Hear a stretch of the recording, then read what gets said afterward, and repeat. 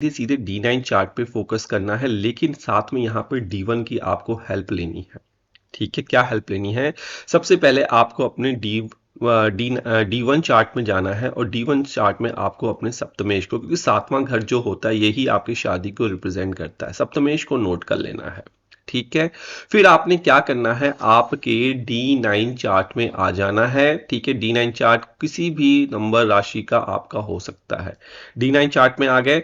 अब आपको क्या करना है, देखना है, किसको देखना है, सप्तम भाव के मालिक को देखना है कि वो D9 चार्ट में कहां पर प्रेजेंट है, कहां पर बैठा हो। कहां से देखना है, आपके D9 के लग्न से देखना है और सप्तम भाव से देखना है कि वो कहां पर बैठा हुआ है।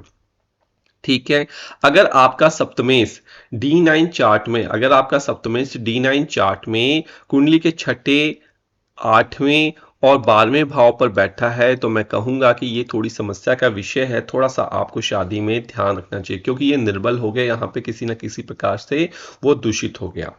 ठीक है, उसके बाद हमें सप्तमेश को देख लिया, फिर हमें इसी चार्ट में D9 चार्ट में जहां पे भी लग्न बैठा हुआ है, जहां पे भी लग्न, मान लीजिए लग्न यहीं बैठा हुआ है, या फिर लग्न, D9 चार्ट का लग्न भी तो कहीं उठकर बैठ जाएगा।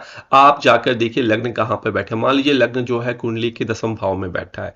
अब यहां से देखिए कि सप्तम भाव का मालिक कहां बैठा हुआ है।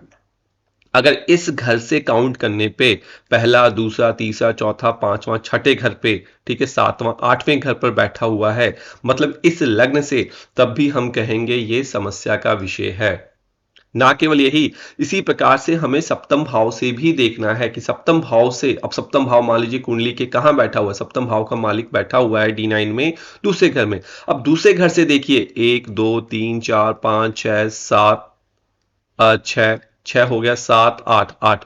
क्या छठे घर से, क्या कुंडली के जहां बैठे हुए हैं सप्तम घर का मालिक, ठीक है, वहां से छठे, आठवें में बैठा हुआ है, तो भी यह प्रॉब्लम देगा। ठीक है, अगर वो नहीं बैठा हुआ, तो ये, अगर ये कंडीशन नहीं अप्लाई हो रही है, तो हम कह सकते हैं कि एक अच्छा जीवन साथी, एक अच्छी मैरिड लाइफ आपको देगा। आइए अब एग्जाम्पल समझेंगे, क्योंकि आपको समझ में नहीं आया होगा रूल, लेकिन रूल को 2-3 बार पढ़ेंगे, देखेंगे तो समझ में आ जाएगा। अब मैं अपने एक मेंबर की कुंडली उठा रहा हूं, जिन्होंने ज्वाइनस करके सपोर्ट हमें किया है, और जो कि हमारी मॉड्यूल्स को सीख रहे हैं। आप भी चाहें तो हमारे मॉड्यूल्स को सीख सकते हैं, एक्सक्लूसिव हमने आपके लिए ही बनाए हैं। तो इनके चार्ट में क्या है कि इनका जो लग्न बनता है, यहाँ पे 10 बनता है D1 चार्ट में, 11 12 कुछ इस तरीके से इनके लग्न के चार्ट हैं। ठीक है जी, अब आइए हम सभी ग्रहों को नहीं देखते, सिर्फ और सिर्फ इतना उठाकर देखते हैं। और इनका सप्तम भाव का जो मालिक बनता है, वो कौन बनता है, चंद्रदेव। ठीक है, इनके सप्तम भाव के मालिक कौन बन गए, चंद्रदेव बन गए। ठीक है, D9 चार्ट में जो नंबर लिखे हुए हैं, यहाँ पे 10 नंबर ही लिखा हुआ है, वर्गोत्तम बन जाती है इनकी कुंडली D9 चार्ट की। ठीक है, और इसी तरीके से सारे नंबर लिखे हुए हैं। ठीक है, आ जाइए समझ लीजिए इसे आगे, चलिए। और इनके D9 चार्ट में क्या था, इनके D9 चार्ट में क्या था, जो यह चंद्रमा था, ठीक है, शनि कहां बैठे हुए थे, शनि कुंडली में उच्च के होकर कुंडली के चतुर्थ, सप्तम, 10वें भाव में बैठे हुए थे, और चंद्रदेव यहां से बैठे हुए थे इनके लग्न में, तो ये कहेंगे हम शुभ प्रभाव था। ठीक है, शुभ प्रभाव था। ठीक है, और चूंकि 4 नंबर यहां पे लिखा हुआ है, और चंद्रमा इनकी कुंडली में स्वयं जाकर बैठे हुए थे कुंडली के चौथे घर पर। हालांकि विष दोष यहाँ पे बन रहा है, हालांकि विष दोष बन रहा है, लेकिन ये साथ ही साथ धर्म और कर्म को करने को प्रेरित करता है। तो धार्मिक इनके घर में पूजा पाठ बहुत उच्च कोटि की होती थी। साल 2 साल में महामृत्युंजय जाप का पाठ होता था, सत्यनारायण की कथा होती थी, जो कि ये विष दोषी बना रहा था। लेकिन आपने देखा कि इनका चंद्रमा जो है लग्न से भी और अपने यहां से भी शुभ भाव पर बैठा हुआ है। 6 8 12 का किसी तरीके से कोई भी संबंध यहां पे नहीं बन रहा है।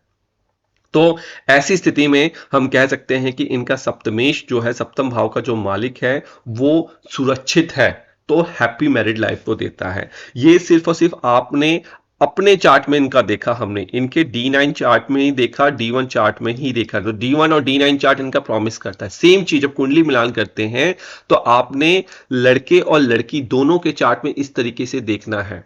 दोनों के चार्ट में लड़के के D1 चार्ट का सप्तम भाव का मालिक लड़की के D9 चार्ट में देखिए लग्न से, D9 चार्ट के लग्न से और सप्तम भाव से, सप्तमेश से कहां पर बैठा है? 6 8 12 में तो नहीं बैठा, नहीं बैठा तो कोई बात नहीं, पाए चाहे कितने प्लैनेट दूषित करें, धीरे धीरे शादी ठीक हो जाएगी। ठीक इसी तरीके से लड़की का लड़के के चार्ट में आपको देखना है। सिंपल सा लॉजिक है, सिंपल सी प्रैक्टिस है।